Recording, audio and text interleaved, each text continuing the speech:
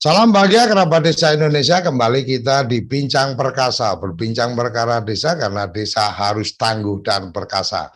Pagi hari ini kita akan berbincang dengan Prof. Hanif, memperbincangkan tentang isu-isu terakhir yang berkembang luar biasa, mulai dari bagaimana teman-teman kepala desa menghendaki dari 6 tahun menjadi 9 tahun, dan update terakhir kemarin di konvensi pers itu ternyata Abdesi menghendaki bukan 6 kali 3 sama dengan 18 menjadi 9 kali 2 sama dengan 18, tapi 9 kali 3 menjadi 27 tahun. Kira-kira itu yang kita tangkap dari hasil dari rilis atau dari konvensi pers yang kita tangkap.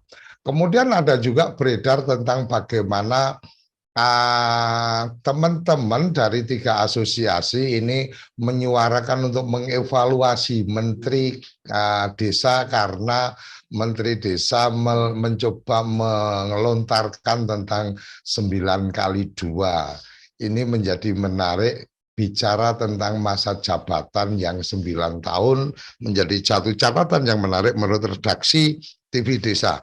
Dan pagi hari ini kita akan berbincang dengan Profesor Dr. Hanif Nurkolis, Ketua Senat Akademik Universitas Terbuka dan Ketua Dewan Pakar Asosiasi Ilmu Administrasi Negara. Kenapa kemudian kita mengundang profesor kita ini? Karena ada catatan yang menarik tentang sesat pikir kepala desa, menteri desa, dan parpol yang mendukung 9 tahun. Sesat pikirnya itu dari mana? Kemudian bahkan di catatan yang saya baca dari catatan Prof ini adalah tentang ilogika atau tidak masuk dalam logika mengusulkan yang standar. Oke, kita langsung menyapa Prof Hanif. Selamat pagi Prof Hanif, terima kasih sudah bergabung. Sehat-sehat. Ya, alhamdulillah sehat walafiat. Ya. Oke, Prof, ini sesat pikir ini diksi sesat pikir ini kayaknya Prof Hanif harus membagi ke teman-teman kerabat desa supaya tidak salah memahami maksudnya apa ketika bicara sesat pikir. Ya kan wajar-wajar saja orang punya kekuasaan itu pengen kekuasaannya panjang, karena setiap kita aja juga pengen umurnya juga panjang kan gitu. Prof, kira-kira silakan Prof, langsung kita berikan kesempatan Prof Hanif untuk bisa memberikan terjemahan dan penjelasan tentang apa yang sudah beredar di dalam catatan Prof Hanif beberapa hari kemarin kalau nggak salah. Terima kasih Pak Oco. Ya, ini kan sebetulnya pelajaran logika ya. Jadi kalau mahasiswa semester 1 itu biasanya kalau di ilmu administrasi negara, ya saya ngajar di prodi administrasi negara, juga di prodi ilmu pemerintahan. Itu ada pelajaran namanya logika. Nah, logika itu kan bahasa dari Yunani sana. Nah, terjemahan di Indonesia itu nggak ada. Ya logika aja. Tapi kan orang nggak ngerti. Nah, sebetulnya logika itu ilmu berpikir benar. Terjemahan yang gampang itu begitu. Nah, kalau orang berpikirnya benar, maka dikatakan berpikir logis, gitu ya. Nah, kalau sebaliknya, kalau orang berpikirnya ya bukan orangnya ya. Jadi berpikir itu produk yang keluar dari otaknya itu loh. Berupa kalimat-kalimat itu loh. Itu namanya berpikir. Nah, sebaliknya kalau orang berpikirnya itu tidak benar, maka dikatakan ilogis, lawannya logis. Jadi logis itu kata sifat, ya. Artinya orang yang sifat berpikirnya itu benar, itu dikatakan logis. Kalau orang ya sifat berpikirnya itu adalah tidak benar, dikatakan ilogis.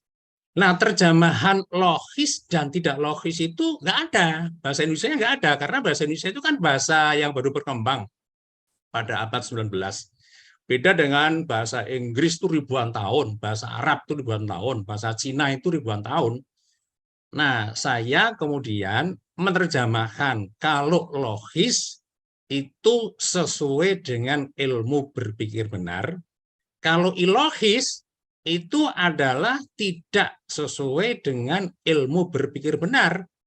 Nah, terjemahan yang beredar di bahasa Melayu ya, kemudian menjadi bahasa Indonesia, ilogis itu terjemahannya itu ya, itu pandir ya. Jadi kalau Pak Suryo Koco dulu pernah membaca buku-buku ya, cerita Pak Pandir itu atau cerita si Pandir itu ya, Hmm. itu menceritakan tentang ilogis-ilogis itu, yaitu Artinya konyol ya Pak ya. tapi bukan konyol, tapi itu berpikirnya nggak benar itu. Oke, oke. Oke, Bro. Jadi, nah dalam bahasa Inggris itu ada namanya fallacy thinking namanya ya. Jadi sesat pikir, fallacy itu sesat. Nah, jadi ilogis itu bahasa Inggrisnya ada yaitu fallacy thinking.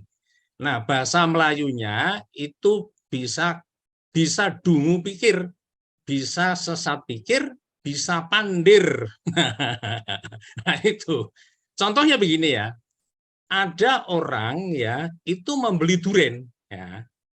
Kemudian dia bertanya, "Pak, duren ini ya manis ya atau sepet?" Gitu kan? Ya. Si pembeli duren bilang, "Dijamin manis, Pak." Gitu kan. Kemudian si pembelinya tertarik kan, dibeli. Harganya berapa? 100.000. Oke ya, beli. Kemudian setelah dibuka, ternyata rasanya sepet. Nah, proteslah dia, si pembelinya itu. "Pak, Bapak itu bohong dengan saya. Katanya manis, ternyata sepet. Ya, saya minta balik uangnya." Nah, si penjualnya bilang, "Bapak ini bagaimana? Hanya membeli satu duren sudah marah-marah. Saya itu satu keranjang itu sepet semua," katanya.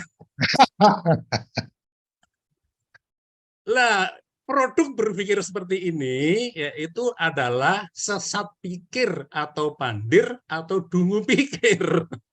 Artinya si penjual memberikan reason itu sesat pikirnya. Sesat pikir. Nah, ukurannya apa? Ukurannya di dalam ilmu logika itu ada 5. Jadi orang itu kalau otaknya kemudian memproduksi sesuai dengan 5 asas, maka itu dikatakan logis. Tetapi kalau melanggar satu dari 5 asas itu dikatakan fallacy thinking, sesat pikir, dungu pikir, atau pandir. Nah, 5 itu apa ukurannya? 5 itu yang pertama ya, topiknya, identitasnya, dan definisinya harus benar. Jadi kalau ngomong desa adalah harus benar definisinya itu. Tuh. Kalau definisinya salah, sudah sesat pikir. Asas yang kedua yaitu koherensi. Ya, apa yang koheren? Antara apa yang dibicarakan dengan proposisi-proposisi yang dibangun itu semua harus koheren. Koheren dengan faktanya, koheren dengan kalau ngomong hukum, ya berarti ngomong koheren dengan normanya, koheren dengan regulasinya. Kalau ngomong masalah etika, ya koheren dengan etikanya. Itu asas yang kedua. Kemudian asas yang ketiga adalah hubungan kausalitasnya harus benar. Jadi contoh si penjual duren itu nggak nyambung. Karena hubungan kausalitasnya itu antara si pembeli itu protes karena harganya sepet, rasanya sepet, tapi yang jawabannya dia itu adalah dia mempunyai barang yang sepet satu keranjang, kan nggak nyambung kan? Ya, maka hubungan kausalitasnya itu harus benar. Kemudian asas yang keempat, yaitu tidak boleh ada kontradiksi antara satu proposisi dengan proposisi yang lainnya. Dan terakhir, asas yang kelima, tidak boleh ada kemungkinan yang ketiga. Jadi, kalau SBY adalah SBY, Jokowi ya Jokowi. Tidak boleh yang ketiga. SBY adalah Jokowi sekaligus SBY. Atau sebaliknya, Jokowi adalah ya Jokowi ya SBY. Nah, itu namanya kemungkinan ketiga itu harus ditolak di dalam ilmu berpikir benar, gitu ya. Itu namanya bahasa asingnya sana itu logika. Bahasa kita namanya ilmu berpikir benar. Nah, gitu, Pak. Jadi konteksnya di situ. Nah, nanti Nah, nah, terus nanti sekarang masuk di wilayah bahwa produk Undang-Undang Desa menyebutkan bahwa masa jabatan 6 tahun, 3 periode. Kemudian bergulir tentang bagaimana teman-teman kepala desa menginisiasi jadi 9 tahun. Kemudian Menteri Desa juga menyampaikan bahwa sudah melakukan kajian akademis menjadi 9 tahun. Kemudian beberapa politisi dari PDI Perjuangan, ada Mas Budiman Sujatmiko, dari Golkar ada Mas Bambang Susatyo, kemudian kemarin juga ada dari Gerindra juga, dan seterusnya. Nah, dari yang Prof sampaikan, ada sesat pikir dari 6 menjadi 9. Sesat pikirnya di mana ini, Prof? Supaya pemahamannya tidak salah. Nah, ini kan kalau pemahamannya salah, kadang-kadang yang diserang itu bukan apa yang disampaikan, tapi persona. Kan kira-kira seperti itu, Prof. Silakan, Prof. iya. Jadi kan ini ngomongkan regulasi, ya. Maka asas yang pertama kita pegang, ya. Kalau regulasi, ya, jadi itu kan pengaturan ya. Undang-undang itu kan bagian dari peraturan perundang-undangan. Nah, kita itu sudah sepakat, ya, bahwa hukum dasar tertinggi itu adalah UUD NRI 1945. Nah, jadi ini artinya apa?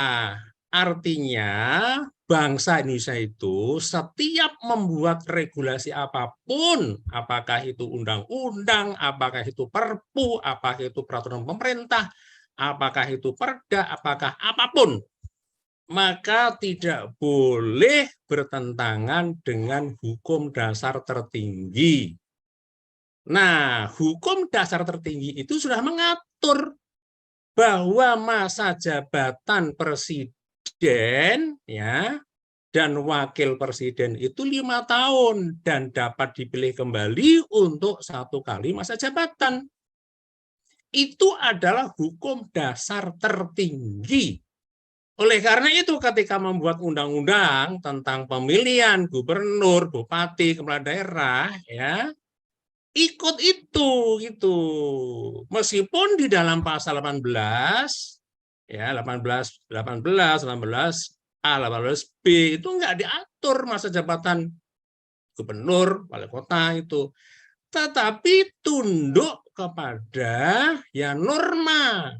Karena presiden, wakil presiden 5 tahun dan dapat dipilih kembali untuk 1 kali masa jabatan, maka ya masa jabatan gubernur, bupati, wali kota ya 5 tahun untuk 1 kali masa jabatan.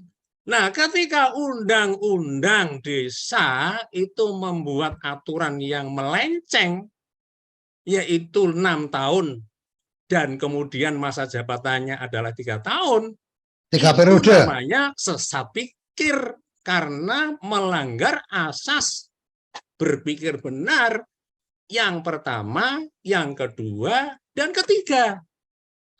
Artinya, Prof, maaf, saya Ya. potong.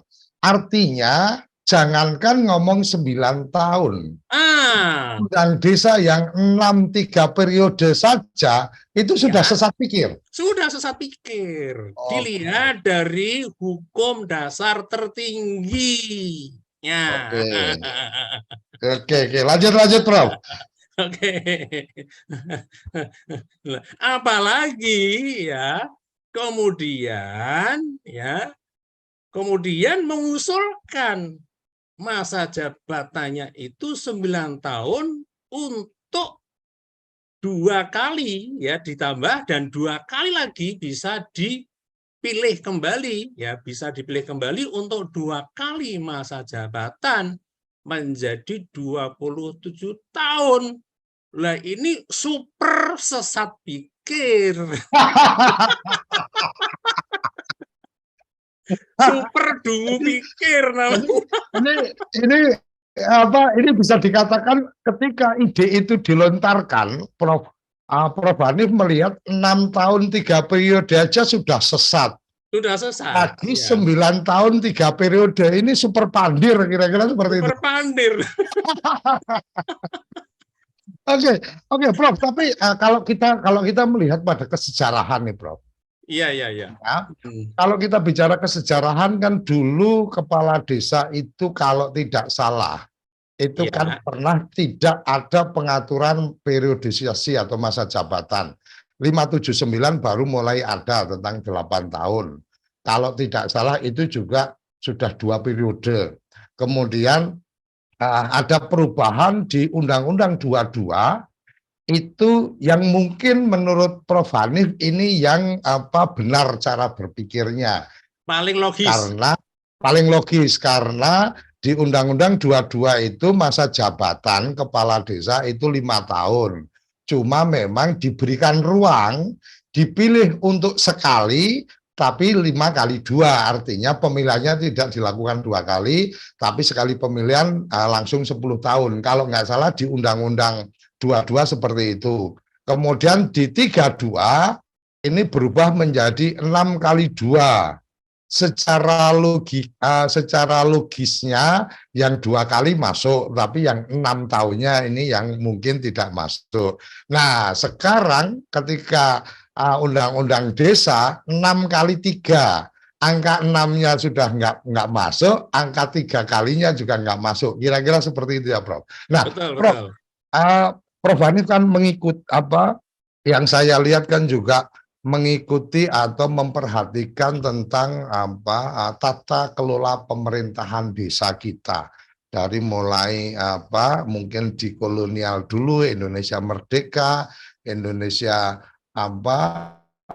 Orde Baru, Indonesia Reformasi dan seterusnya. Sebenarnya apa yang kemudian menjadi catatan utamanya, Bro?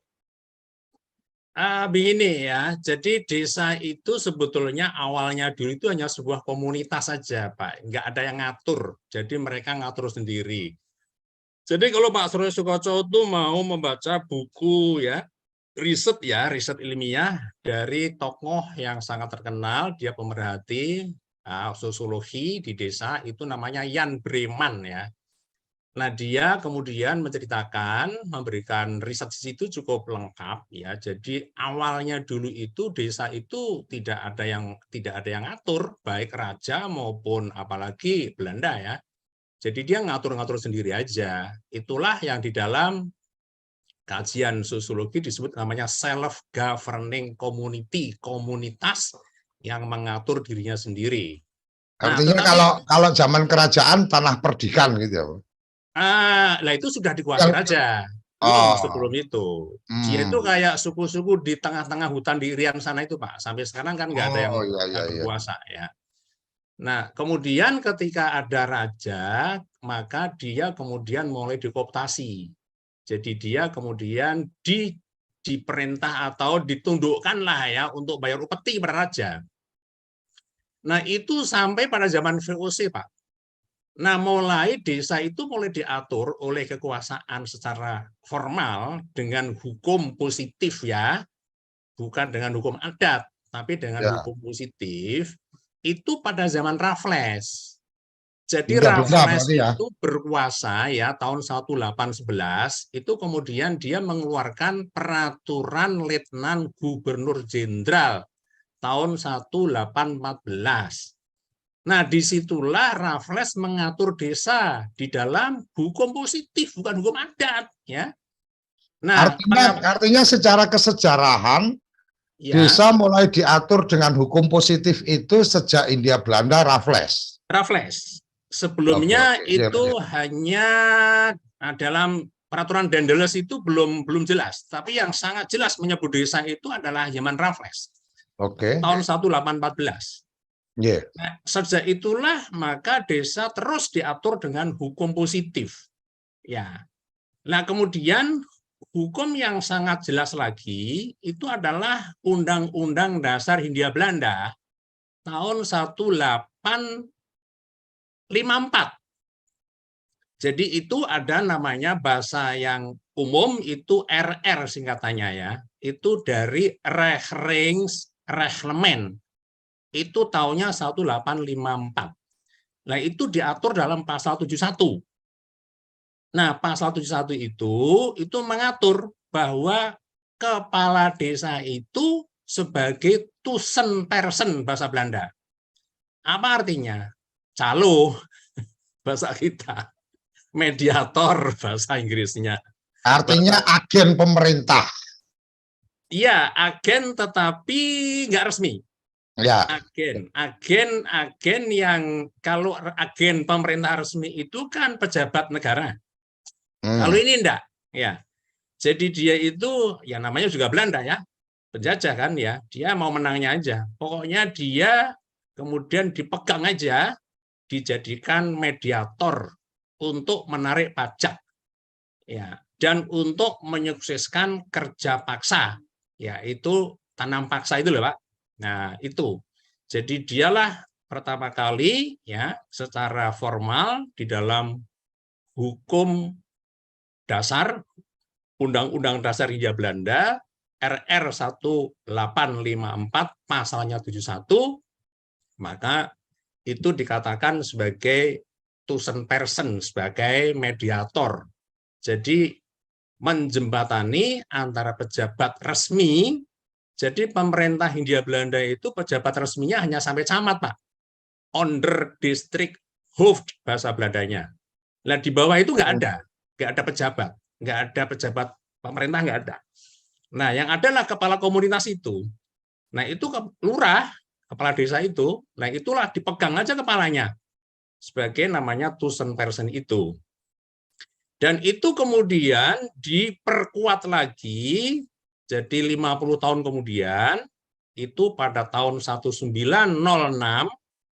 pada awal abad ke-20, itu dibuat undang-undang khusus tentang desa.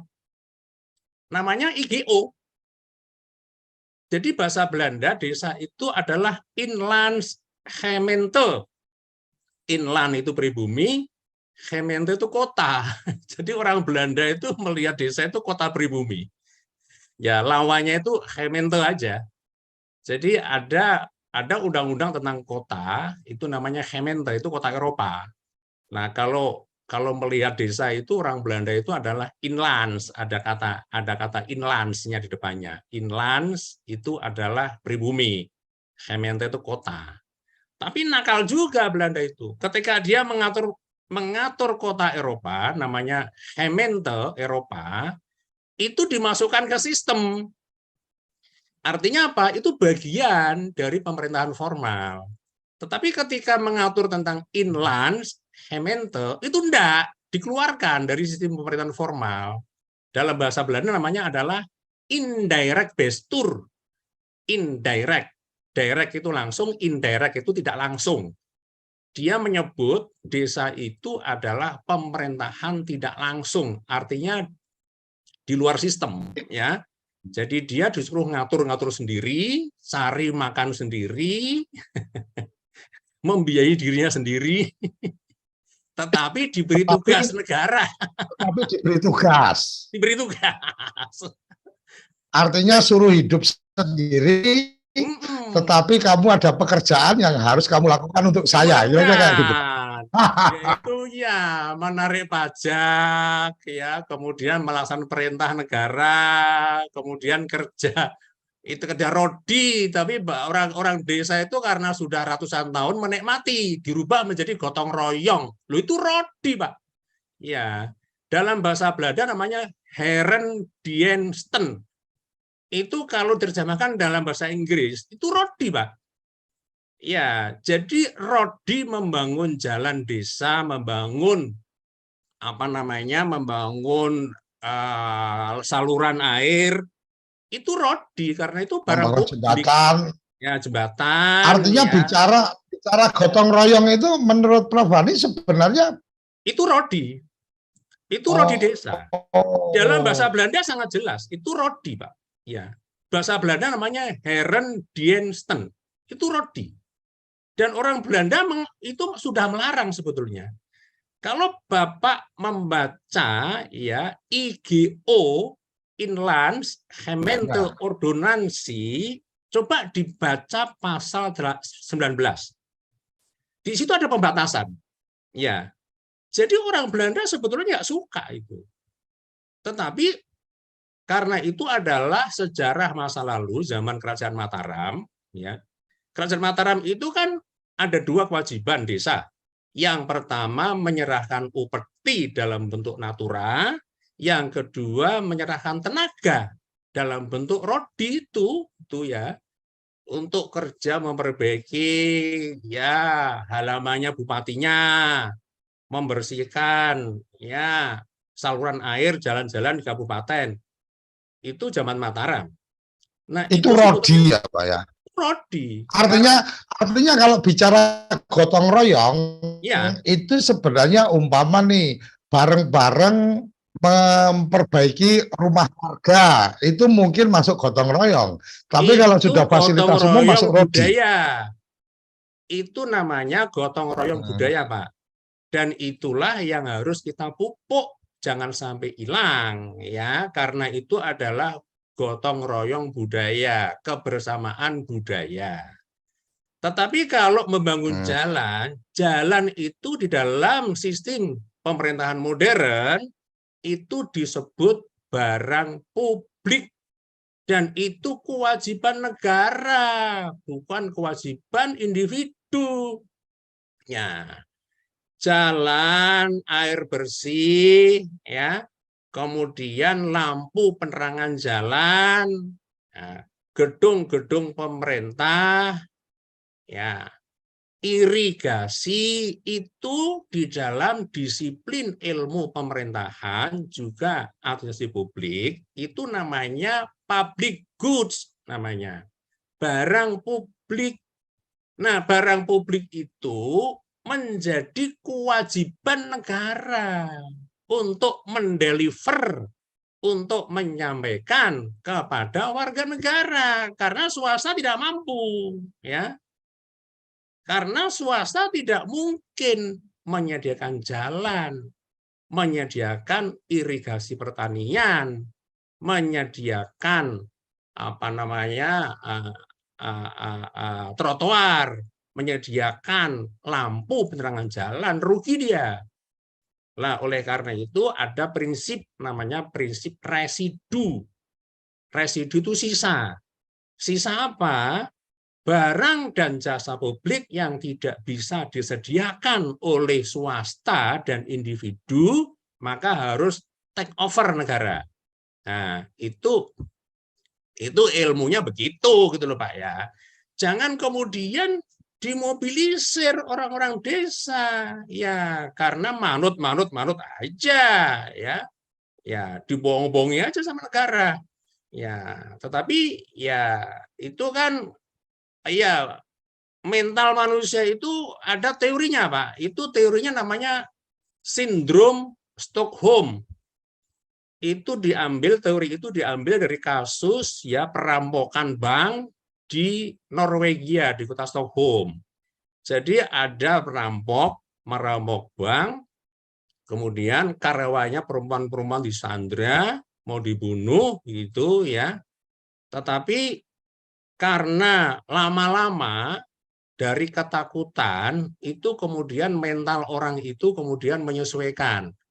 Orang-orang yang disandra itu ya, kemudian menyesuaikan dan akhirnya Wah, dia malah gitu. mencintai para perampoknya itu ya, dan jatuh cinta dan dia membela perampoknya itu.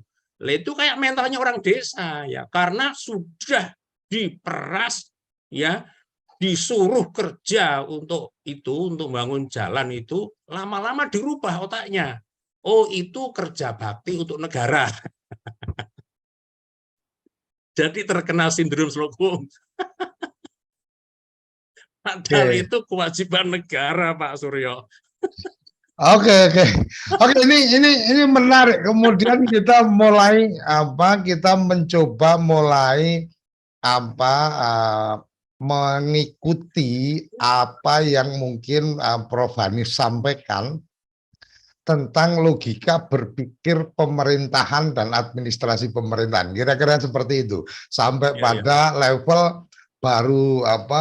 Saya baru menyadari bahwa oh, gotong royong itu kalau untuk membantu tetangga, membantu memindah rumah, atau mungkin membantu rumah yang tidak layak, terus pada bareng-bareng apa merapikan dan seterusnya, ya itu gotong royong. Tapi Itu gotong royong yang ya, benar. kalau Ya, kemudian masuk dalam 100% harus kita dukung, kita lestarikan, kita pupuk. Ada tetangganya meninggal, rame-rame kita gali kubur, sebagian pergi ke pasar untuk membeli kafan, sebagian ambil ember ya, menyediakan untuk memandikan. Itu Pak, gotong royong yang benar. artinya ketika bangun jembatan terus dimintai iuran apa Wah, bagi itu yang Rodi pemerasan itu. tidak punya harus ikut datang urun tenaga kerja, apa artinya harus ikut bekerja, itu masuknya Rodi ya Pak ya. Rodi, Herendiensten dalam bahasa Belanda.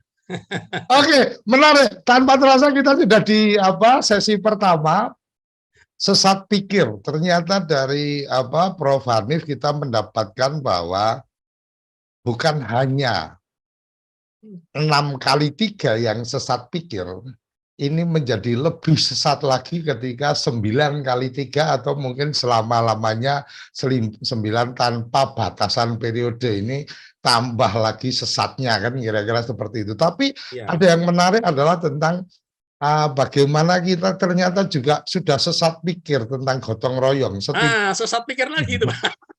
Setidaknya menurut Prof. Hanif ada sesat pikir kita tentang gotong royong ketika kemudian mewajibkan setiap warga terlibat dalam apa pengembangan fasilitas umum yang memang harus disediakan oleh pemerintah. Kira-kira seperti itu. Oke, jangan kemana-mana kerabat desa. Setelah ini kita akan berikan ruang, kesempatan untuk mungkin ada yang tidak sependapat, mungkin ada yang sependapat atau ada yang ingin dipertanyakan lebih dalam ke Prof. Hanif, kita akan berikan kesempatan yang satu ini. Jangan kemana-mana, kita akan ikuti perbincangan lanjutan setelah yang berikut. Oke, kita kembali di Bincang Perkasa, berbincang perkara desa karena desa harus tangguh dan perkasa. Kita berikan kesempatan kerabat desa yang sudah bergabung di studio Zoom kita, silakan kalau ada yang ingin ditanyakan langsung resen dan kita berikan kesempatan untuk open mic. Ini dari beberapa yang sudah open video ini kayaknya manggut-manggut mengikuti. Kalau tidak ada pertanyaan sepertinya semua setuju dengan Prof. Hanif bahwa sekarang ini kita sedang ada dalam wilayah sesat pikir. Ada bagian-bagian yang kemudian tanggung jawab negara, tanggung jawab pemerintah untuk memfasilitasi masyarakatnya, kemudian dibawa pada aras gotong royong, ayo partisipasi dan seterusnya. Padahal itu kewajiban negara harus menyiapkan. Kira-kira itu yang saya tangkap. Dan yang lebih menarik lagi ini mungkin setelah Mas Panudi nanti menanyakan, ada juga yang ingin saya tanyakan itu tentang ketika negara ada fasilitas umum, mungkin menurut kita fasilitas umum yang harus disiapkan, tapi kemudian jadi fasilitas berbayar. Zaman Belanda itu ada nyebrang jembatan harus bayar. Kemudian hari ini kita menikmati perjalanan panjang dari Jakarta ke Surabaya juga harus bayar 800.000 kan, kira-kira seperti itu di jalan tol dibangun swasta. Ini masuk sesat pikir apa enggak ini, Prof? Oke, itu jangan dijawab dulu, Prof. Kita berikan kesempatan dulu kepada teman-teman yang resen, dan sekali lagi kerabat desa resen akan kita berikan kesempatan ketika open video. Silakan Mas Panudi. Ya, terima kasih Pak Dikoto. Assalamualaikum warahmatullahi wabarakatuh. Waalaikumsalam. Salam kenal Profesor Hanif Nurkolis ya. Ya, tenang juga kenal dengan Pak Rudi. Ini saya hanya pengen tahu juga. Ini kasus dalam konteks ini, Profesor Hanif. Kami itu punya sawah ya, bersama ya kawan-kawan di desa. Namun dulu itu jalannya jalan istilahnya mungkin dikatakan jalan setapak atau istilahnya lematang aja.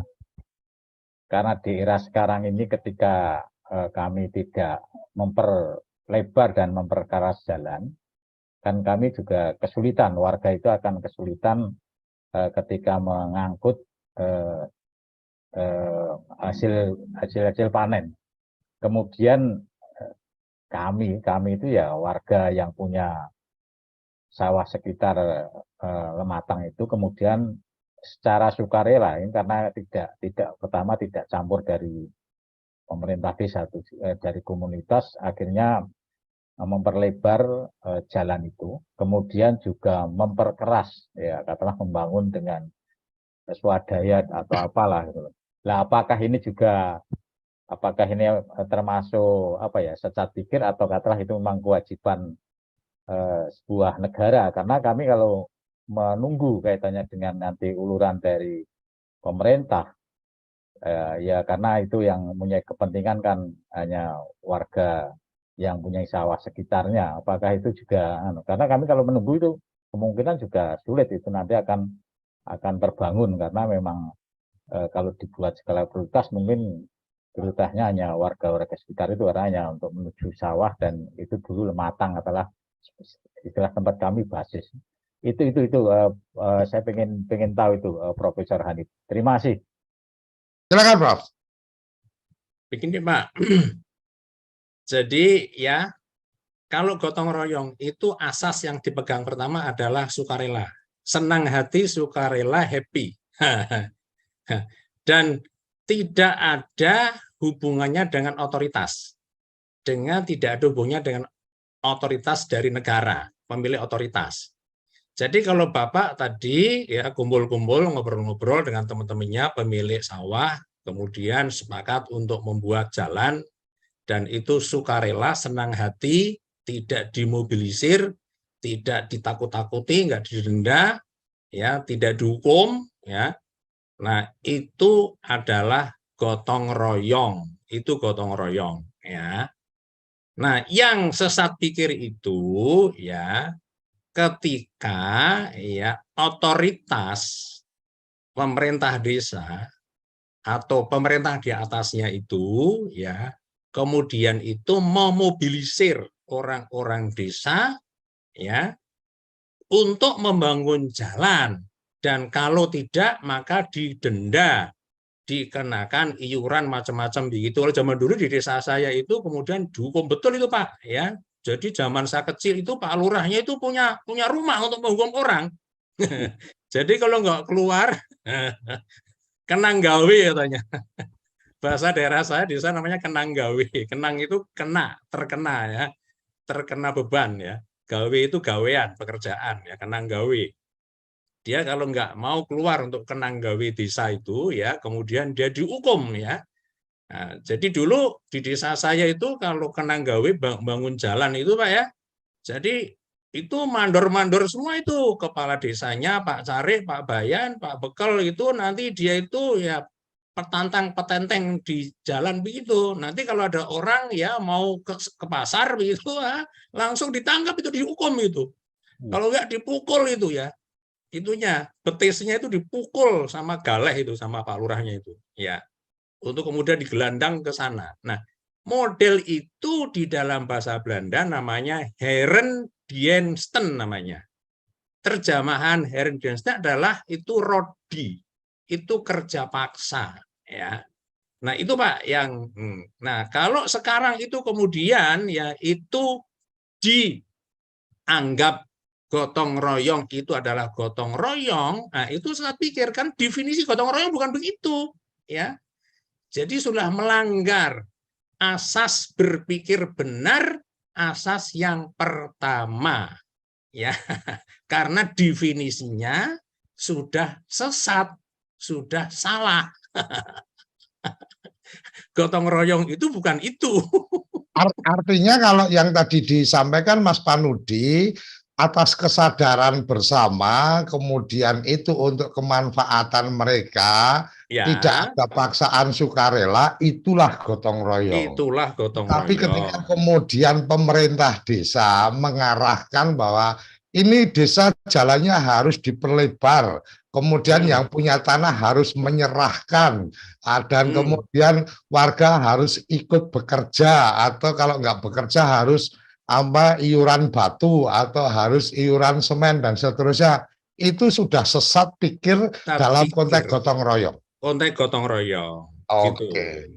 Ya. Oke, Prof. Terima kasih, Prof. Cak Itong, ini budayawan juga ini, kayaknya akan seru ini yang akan disampaikan. Silakan, Cak Itong. Memahami sesat pikir ini. Iya, Pak D. Terima kasih, Pak Anip. Ini kalau berbicara sesat pikir, kalau tidak ada yang mengingatkan maka akan sesat langkah. Kalau sudah sesat langkah maka akan tidak sampai pada tujuan. Nah, dalam konteks tema hari ini yaitu sesat pikir Kades, Menteri Desa dan parpol pendukung Kades 9 tahun. Kira-kira metode apa yang perlu dilakukan dalam rangka mengingatkan agar ini sesat pikir begitu, dan kemudian mari kita berpikir yang konstruktif kembali, yang logis agar tidak sesat pikir. Nomor 2 metode itu Pak, yang pertama ya. Nomor 2 ini bola panas ini kan sudah ada di sudah ada di Dewan, di DPR RI. Nah, tentu saja kekuatan politik lah yang kemudian perlu dilakukan upaya-upaya untuk mengembalikan pada langkah yang benar, dan tentu saja kadang-kadang juga partai politik tidak logis ya.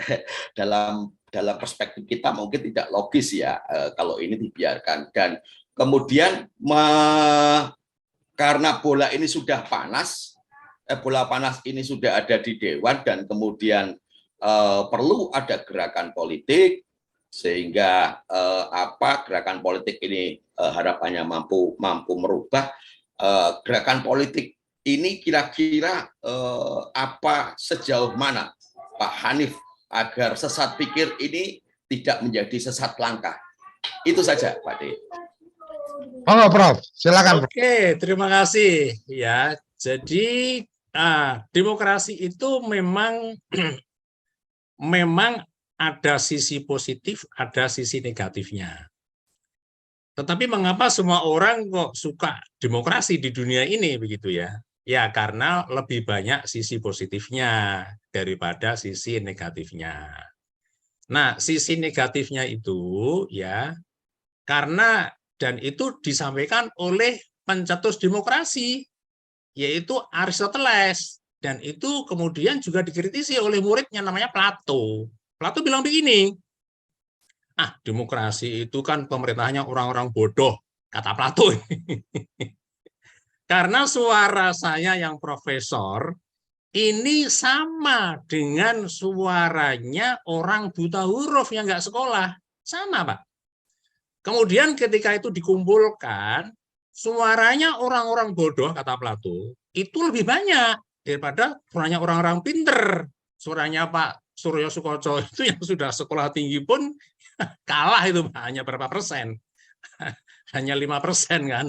Yang 95% itu adalah orang-orang yang nggak sekolah itu, kata Plato, orang bodoh, kata Plato.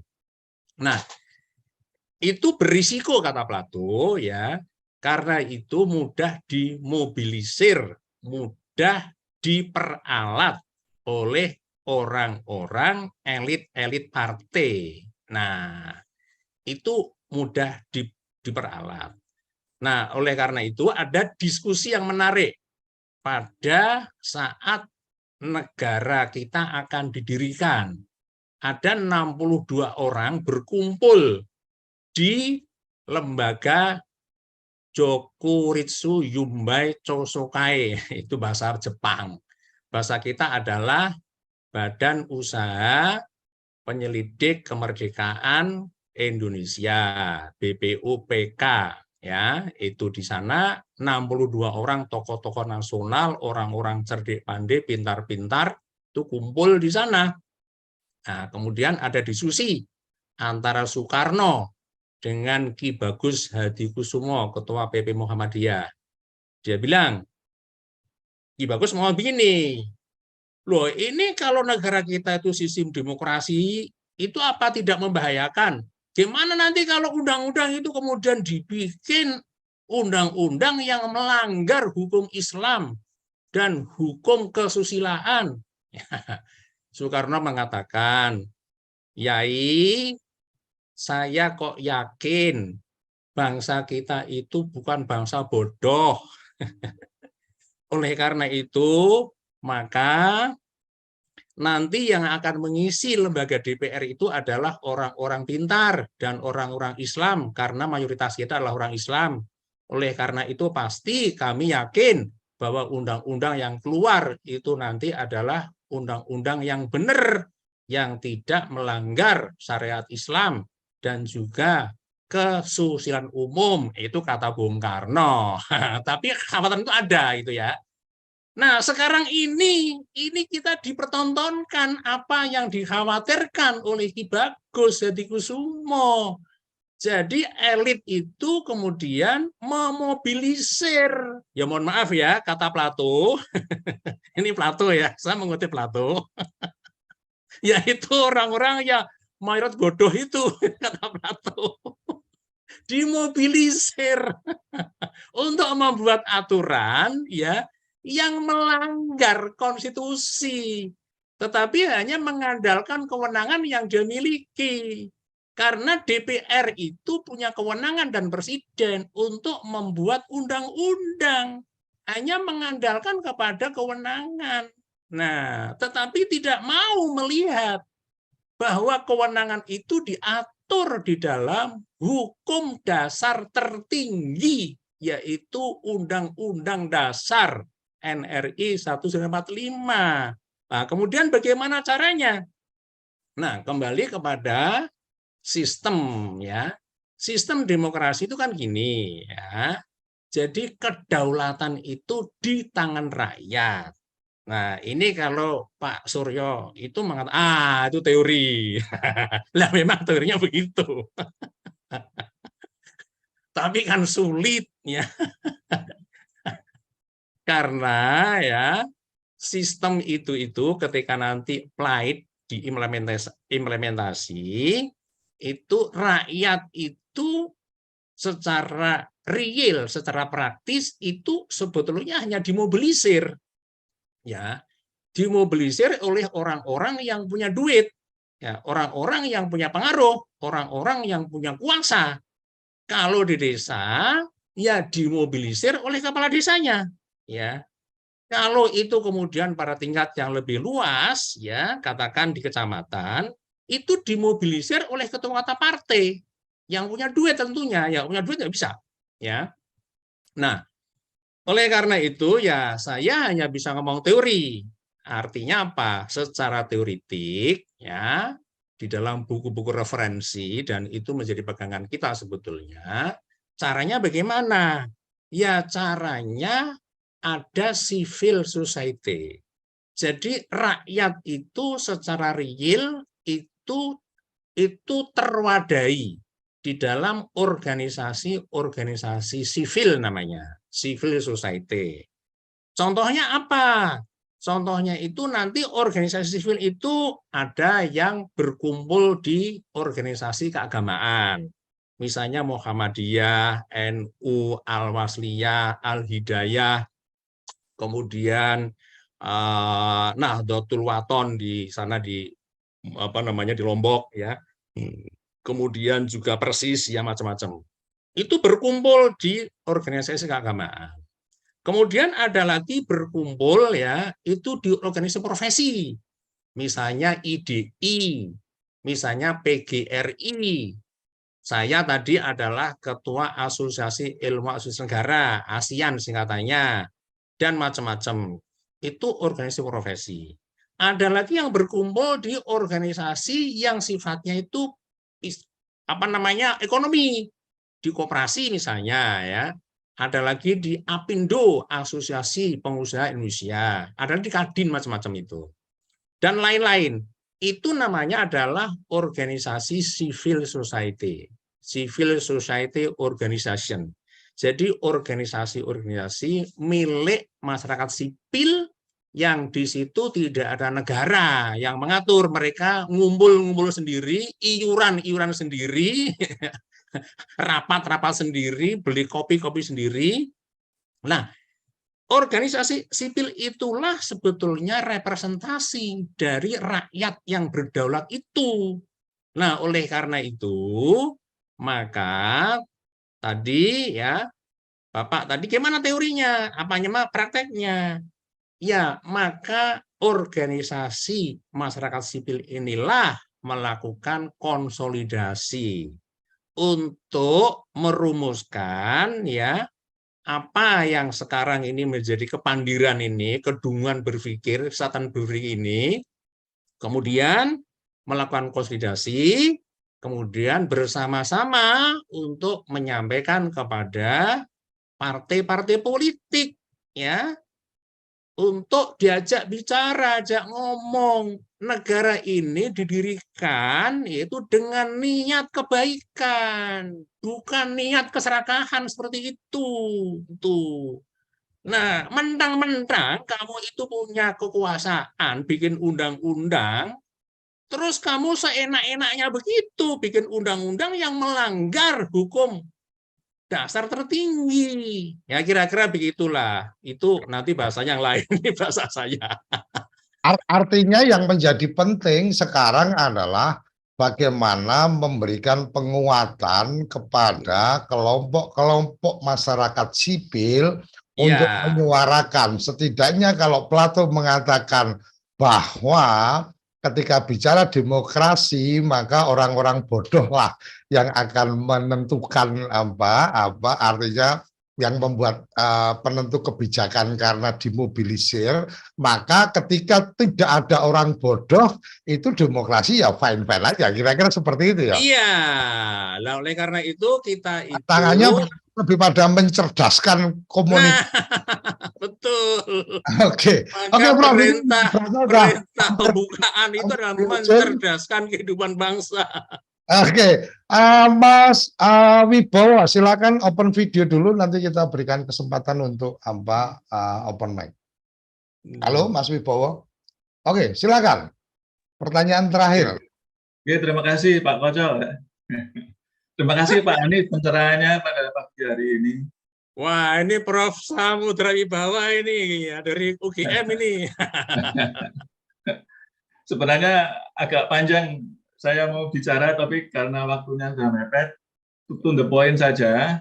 Ya. Ini tadi kan yang diatur itu kan masa jabatan presiden dan wakil presiden.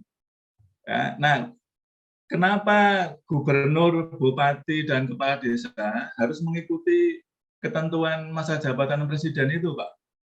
Gitu aja. Oke, Ya. Oke, siap. Ya. Mari, Prof, silakan. Ya. Mari. Jadi cara berpikir logika itu ada 5 asas tadi ya. Nah, kemudian ada cara berpikir logika nanti kalau nanti Bapak Ibu semua nanti belajar ilmu logika atau kalau di pesantren itu bahasa Arab ya, ilmu mantek namanya ya. Jadi saya kira para pendengar itu saya kira mungkin ada orang dari pesantren ya. Kalau saya ini memang sampuradur ya. Jadi saya pernah di pesantren, saya juga sekolah umum. Jadi saya dua-duanya saya belajar. Tapi intinya sama, ilmu logika dan ilmu mantek itu sama. Karena itu terjemahan aja. Jadi mantek itu terjemahan dari ilmu logikanya yang dibikin oleh Aristoteles itu. Nah, nanti ada di dalam ilmu logika itu ada namanya cara berpikir deduktif dan cara berpikir induktif. Cara berpikir deduktif itu disebut juga dengan cara berpikir formal atau juga cara berpikir silogisme, ya.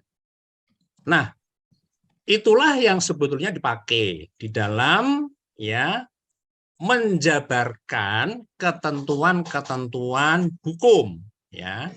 Oleh karena itu, hukum itu selalu begini. Setiap hukum itu tidak boleh bertentangan dengan peraturan yang lebih tinggi. Itu bahasa hukum. Itu berpikir namanya deduktif atau silogisme. Ya. Yang kedua, tidak boleh bertentangan dengan kepentingan umum. Itu juga cara berpikir deduktif atau silogisme. Nah, sekarang kembali kepada pertanyaan, ya. Jadi premis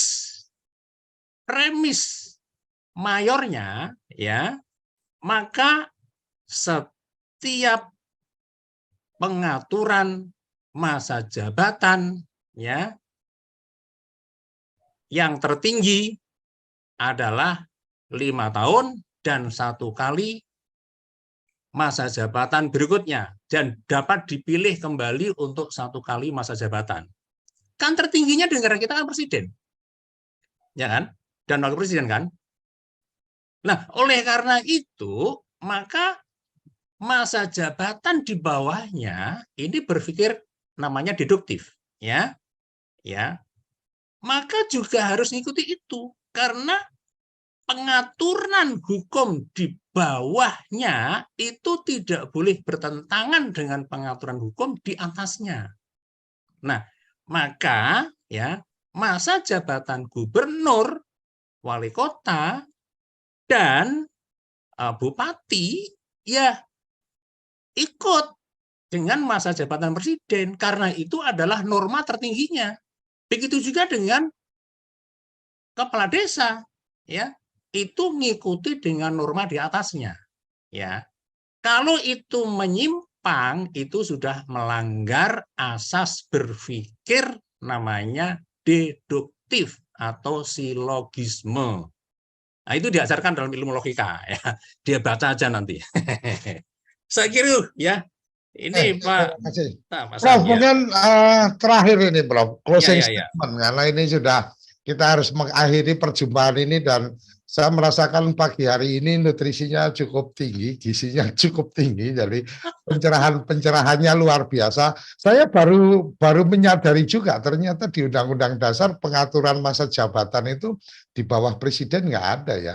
Nggak ada. Harus berapa? Jadi ini cukup membuat saya kaget juga. Oh iya, ternyata yang lain juga nggak ada. Oke, silakan Prof. Closing statement. Oke, terima kasih. Jadi kita ini sudah berada pada darurat kepandiran, Pak. Nah, pertanyaannya siapa yang bisa mengembalikan kita menjadi orang logis? Logis itu bukan rasional ya, itu beda bab. Rasional itu ngomongi fakta yang masuk akal dan tidak masuk akal, lawannya irasional. Kalau logis itu ngomongi produk berpikir, ya, itu dari logika. Orang yang berpikir sesuai dengan ilmu berpikir benar, itu logika, maka dikatakan logis. Orang yang otaknya mengeluarkan pikiran, ya, tidak sesuai dengan ilmu berpikir benar, itu disebut illogis. Terjemahan bahasa Indonesianya itu dungu pikir atau sesat pikir atau pandir. Nah, ketika tokoh-tokoh politik, elit-elit bangsa kita itu ya mengeluarkan pikiran ya yang itu tidak sesuai dengan ilmu berpikir benar, itu adalah pikiran-pikiran sesat pikir, dungu pikir, atau pandir. Nah, tugas kita, yaitu civil society ini mengingatkan dan kalau bisa mencegah supaya bangsa kita ini tidak terjerumus di dalam alam kepandiran. Kalau pikirannya sudah sesat, maka kita juga akan menuju jalan yang sesat dan tersesat. Saya kira itu, Pak. Oke, terima kasih luar biasa pagi hari ini. Jadi saya teringat dengan amanat perintah pembukaan Undang-Undang Dasar kita. Yang pertama adalah mencerdaskan kehidupan bangsa. Ini bagian yang kemudian perlu sering-sering kita lakukan tentang bagaimana kita punya cara berpikir yang benar atau logis sehingga kita tidak tersesat, sehingga Indonesia tidak tersesat. Sampai di sini, salam bahagia kerabat desa Indonesia, salam desaisme. Terima kasih. Salam.